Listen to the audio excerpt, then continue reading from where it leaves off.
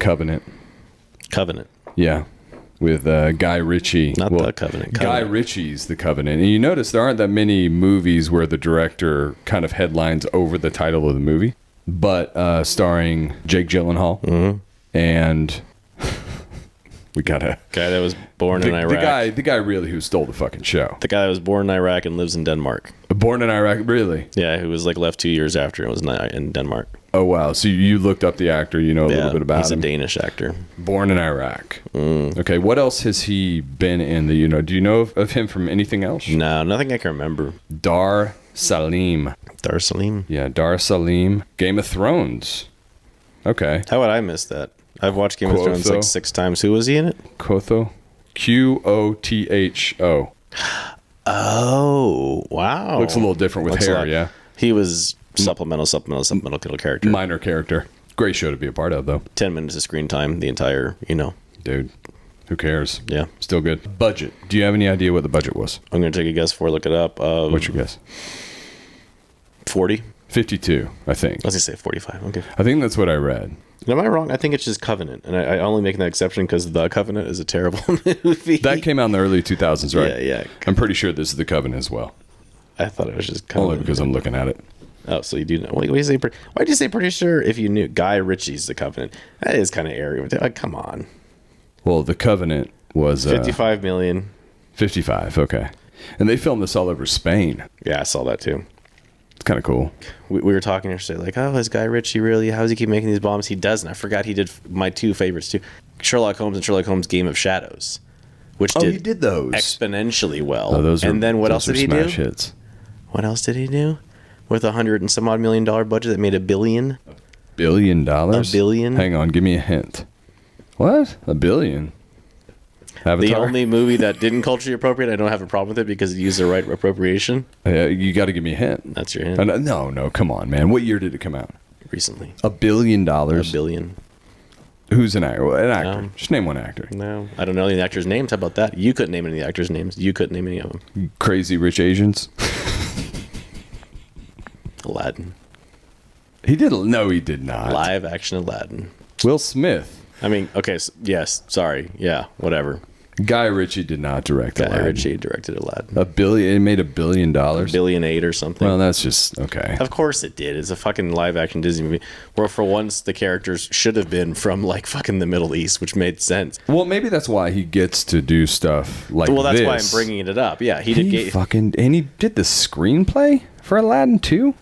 That's so bizarre. It's all bizarre. But when you make a studio, we'll do marketing because marketing is probably huge. When you make a studio $600 million, you get a little bit of... Yeah, I heard The Man from U.N.C.L.E. was really good. You should watch Legend of the Sword because here's what it is. It's medieval Snatch. He tries to do the delivery of Snatch with King, and it doesn't quite connect. But there was enough there to make me care. Okay. And be interested. I need to watch Snatch first. No, it's a shame I haven't seen it. It is actually a good movie. I can't deny that. It's a good Pulp Fiction. So back to the movie. I thought it was excellent. I didn't know going in if this is based on a true story or not. And I do know a little bit about the Taliban and Afghanistan and that whole deal, but a very little bit. But this really, I feel kind of ignorant saying it, but I feel like this educated me in a nice way because I feel like it was very genuine and honest in its message, and it didn't try to overtly make any sort of... Like Pearl Harbor, for instance. That was stupid because it's Pearl Harbor and it's just a movie about a love story that just happens to take place during Pearl Harbor. This was, I feel like, very genuinely and honestly about 2 men who connect. And I'm sure that happened a lot in Afghanistan with interpreters in situations like this where they're putting their lives on the line to get a better life for their families or visas or however that was supposed to go down for a lot of these people. Again, a very unique circumstance for 2 men to be in that I do you know numbers of how many interpreters there were? Like I had 3 myself. You had 3. And I had a 40-man platoon. I had hundreds of people in my command when I was in operations, but my actual platoon was 41 people. And I had 2 interpreters at one time, 3 total that went through me. 1 we got rid of and came back. Over the course of how much time? 9 months. Okay. Is that pretty common, would you say? Okay. Yeah. But you got to think about the units again. You couldn't figure it out that easily because I was an infantry unit, so I was on the ground. Yeah. We were the cops in Afghanistan. If you're a supply guy, why would you have an interpreter? You're working in a supply office, in air conditioning on some fucking base. Like, you don't have an interpreter. I'm out there outside the wire, as they call it. So, of course, I had an interpreter.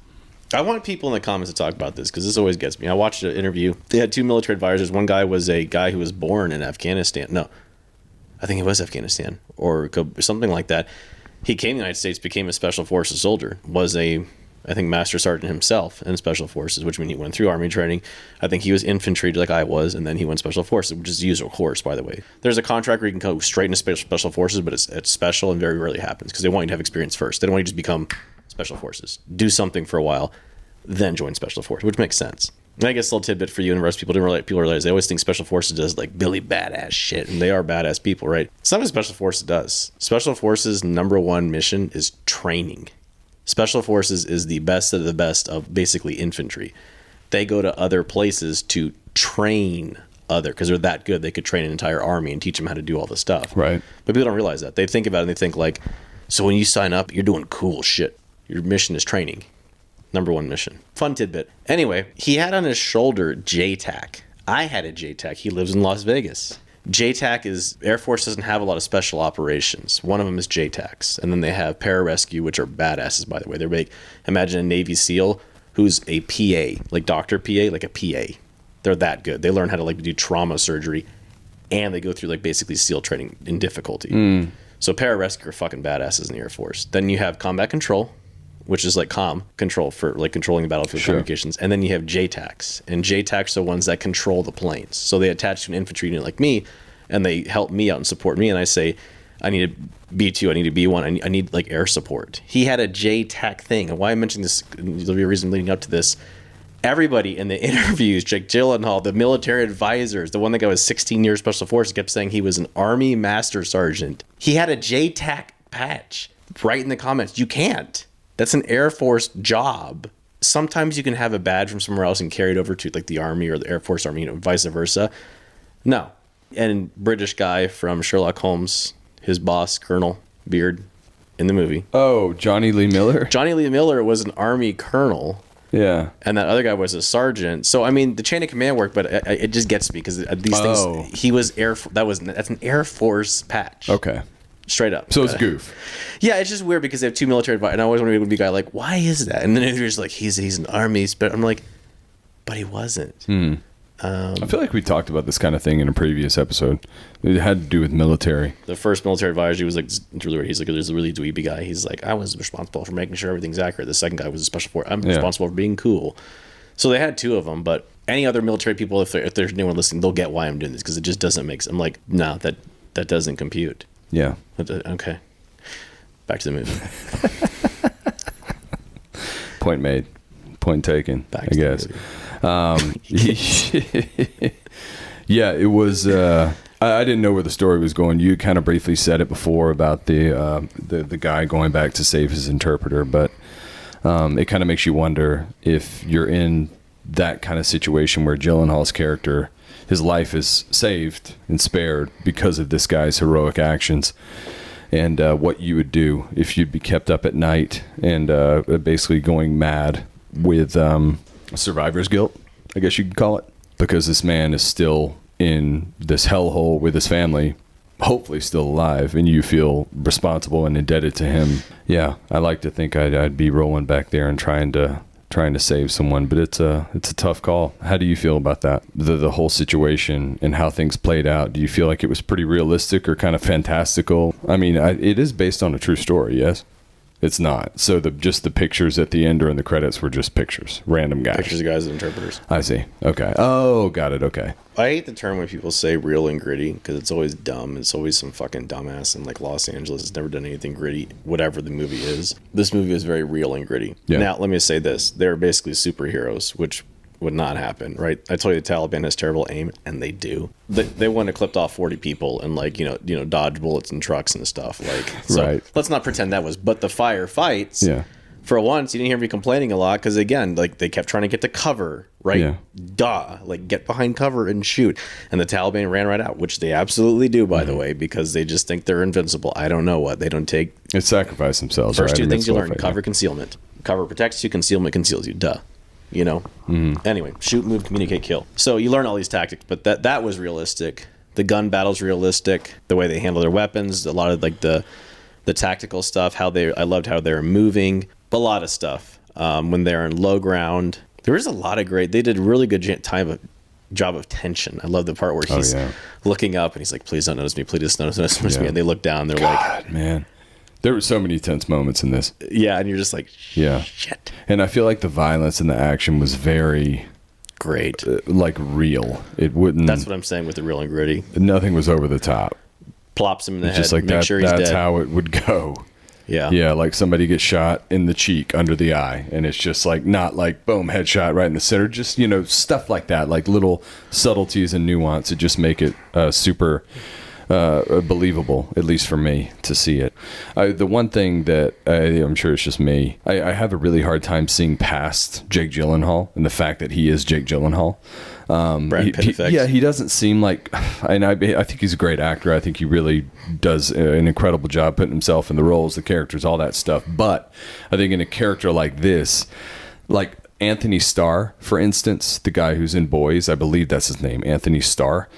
He would have been, in my opinion, the perfect embodiment of this character that Gyllenhaal played. I think someone a little more gritty, with a little more range, maybe, just a little more believable. But Gyllenhaal's a little too much of a pretty boy for that, for me to see. Yeah, it's a shame. He does have range, but he's weird. Nightcrawler, transformative. Maybe it's his voice. He doesn't have that like manly brawn and presence that I kind of wanted.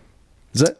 Yeah, so Nightcrawler, he transformed himself. Oh, he's incredible in Nightcrawler. Prisoners, Jesus. He transformed himself. Yes. Especially when you find out the script had literally nothing on the page. It was like, he says this. In Prisoners? Yeah, if you get into the script, which is on the blacklist screenwriting, he made most of that. The script was very sparse. That's insane. They talk, if you watch interviews, they're like, they screwed Jake over hard. Like, he has nothing.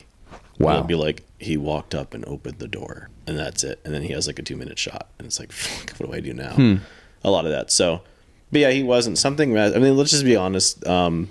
His co-star, Oscar worthy. I mean, stole the show. Yeah, he really did, man. Just incredible. You never. I love seeing a performance where there's not one moment where you doubt this actor's intentions and what they're trying to do, what they're doing, because they don't doubt themselves. They're in it, and yeah, it was pretty incredible to see that. And we talked about this yesterday, but that emotional breakdown that he had when he was carrying Gyllenhaal's character back, and he had the wooden cart, and it was just, it was so perfect. His breakdown there, and how that was filmed and portrayed, and his performance was stellar, and especially in that moment, that was just something that I don't think I've ever seen, like maybe a man's emotional breakdown in a film like that. Portrayed like that. I can't think of anything that relates. I always told you that if I wrote anything, I'd want to write complicated emotions, like you're in love with a woman and you accidentally run over her kid or whatever, or something like that. And then it's like, what do you do? Like, how? Like, that's weird emotion. That's weird emotion. Of course. And that was a scene where you're like, that's a cool one to capture. Yeah. Because he was afraid. Whether he wants to admit it, he's afraid he's getting chased by Taliban. He's afraid. He's frustrated. He's feeling sorry for himself. He's thinking about leaving Jake. Like, it's all those things come like in one shot portrayed, and he did enough that I could pick up every nuance. I'm like, right here he's doubting himself. Right here he's thinking about leaving him. Right here he's crying because he's feeling bad for himself. Right here he's mad at himself for crying for feeling bad for himself. And he does all those in a 30-second shot. Yes. If you pay attention, and I know you pick up. I'm saying for anyone else, if Absolutely. you pay attention, it's a complicated emotion. That's where I give actors like round of applause. Like, wow, for doing that. Guy Ritchie said 80 to 90% is how he shoots. 89% of the script was done on the day. Wow. They show up. He has a 1 hour, this is what's going to happen. And then they do 89% of the script that day. It's so incredible to me because I think that's amazing, especially that this movie came out of that style of filming and directing, because you and I both know how vital a good screenplay is to, I mean, good story. That's it. That's the core. How do you go in with a fucking $55 million budget and say, well, we don't really have any words on the page. We're just going to go for it. I mean, that completely escapes me in logic. But that'd be really cool to be a part of and be around it and see how it comes together. But you have some masters working on it. I mean, Ritchie's been doing it for what? Since like the late 90s, mid 90s. He's been at it for a while. Yeah, but I'm definitely going to watch more of his stuff now because this one, it was great.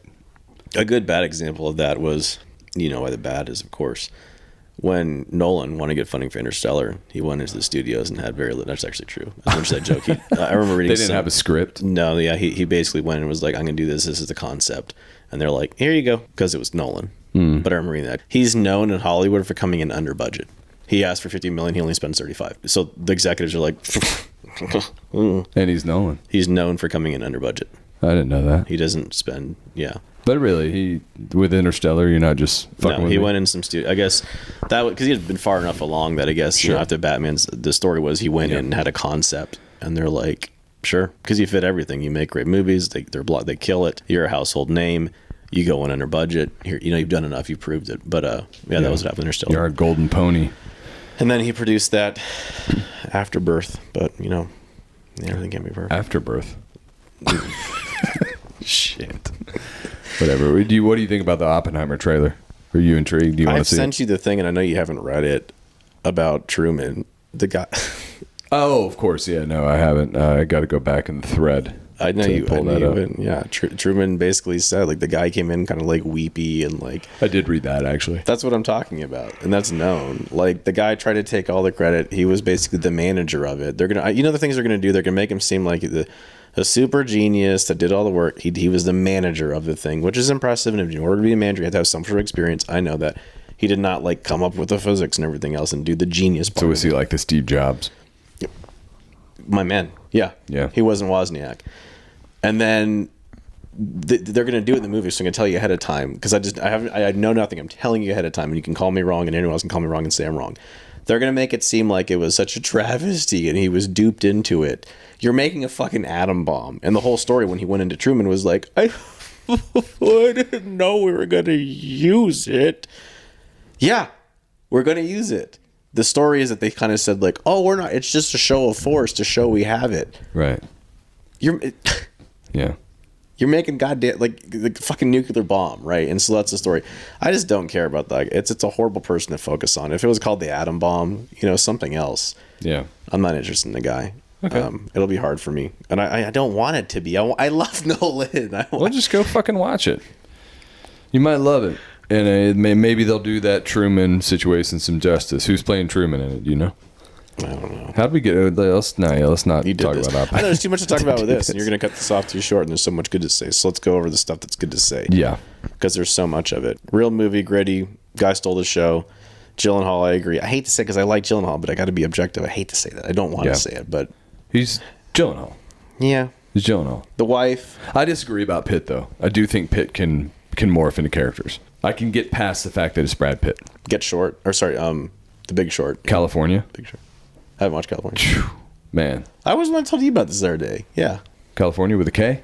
Yeah, and how it was like basically the most incredible performance ever, yeah, or something like that. Inglourious Bastards, 12 Monkeys. Inglourious, I could still see him. Okay.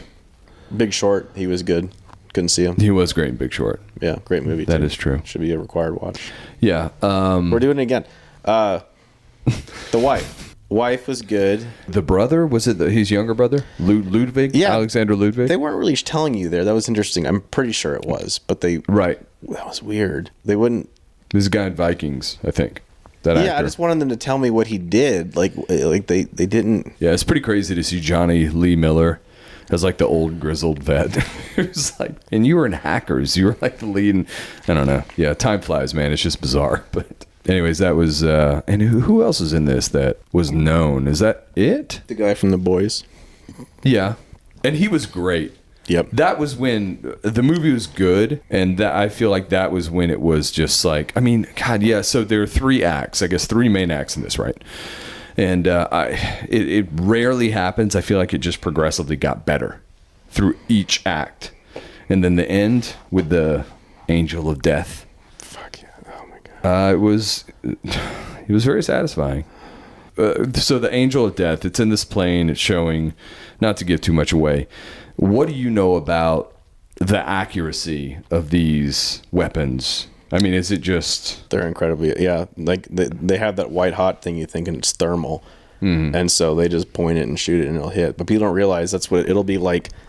Let's say, and we don't have video on this time, let's say you have a big box. Yeah. Like then you have a computer monitor and you have a person that takes up 1/100th of it. If you shoot around anywhere halfway between the screen, it's going to separate that guy's body in half with sable rounds. Really? We couldn't use 50 cal. It's just fucking stupid. We technically couldn't point a 50 caliber machine gun at a human because it was excessive use of force, because it's so fast that if it shoots next to your ear, it'll rip the side of your face off because the velocity of it alone is that big. Jesus. These sable rounds are exponentially bigger than that, like sable rounds. Like, so it's accurate, but I'm telling you, like, if you're in the area, you're done. Yeah, you're split in half. Okay, so that being said, would the heroes of the movie, would they have survived that? Yeah, because I mean, it's not that close. Yeah, Okay. They were in the middle. Okay. They're at least 100 meters out. Well, that's good to know. Yeah, and one thing I thought about Team America World Police multiple times in this movie, only because of the pickup trucks, the Taliban waving their guns. That's what happens. That's spot on accurate. Absolutely, I'm what assuming. happens. Yeah. Absolutely. They're in fucking pickup trucks, and we're in fucking Max Pros that can withstand like a fucking warhead. Right. Exaggeration, sort of. And we did get blown up. No one in my platoon died. We got blown up multiple times. Not once or twice, multiple times. They're that sturdy. Pickup truck, you're dead. They couldn't lead. We would lead with our vehicles, and they'd be in, because usually lead truck gets hit. It's almost always lead truck. Of course, yeah. So they couldn't, because they were in pickup trucks. That's all you saw when you were there, were Taliban in pickup trucks with They guns. don't do that. You're not going to find the Taliban on the road because we'll fucking smoke them. The good scene, which I like because for once, good, when they confirmed they were making IEDs, notice how some of them weren't armed and they smoked them? Yeah. Correct. That would happen. You're a criminal. You're making IEDs. I'm not going to say, oh, they didn't have a weapon. And why I'm saying that is if we saw a Taliban truck with the flag and two people with weapons, we'd probably be like, meh, and smoke you. Really? So it doesn't work that way because we just smoke them on the road. People don't realize a lot of these movies they watch, and it's something everyone should know. Sorry, everyone that's combat arms and says that and puts on their Twitter bio to be cool. The amount of people in Afghanistan and Iraq that actually got in there's the enemy. I'm the American forces. I'm shooting at you. You're shooting at me. I'm trying to kill you is extremely low because they know they're outmatched. They blow up your vehicle.